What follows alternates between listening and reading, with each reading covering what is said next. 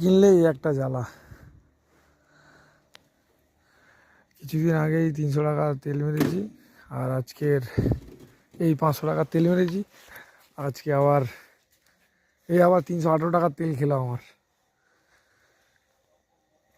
মানে এই জন্য গাড়ি কিনতে হয়তো এই জন্যই কষ্ট পাইছে অনেকে। এক সপ্তাহ হয়নি, এক সপ্তাহ আগে 500 সেরকমভাবে চালাইও নি গাড়িটা, নিজে কাজে কাজে ব্যস্ত। ওরা আজকেও খেয়ে নিল কত, 318 টাকা 3 লিটার মারলাম।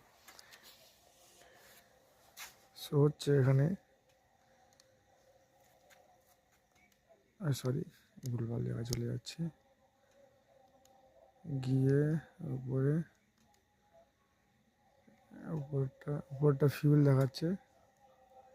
রেঞ্জ যদি যাই, রেঞ্জে দেখা যায় 235, জানি আসছে কিনা 235। এই মতো এইটুকু চালিয়ে আনা হয়েছে।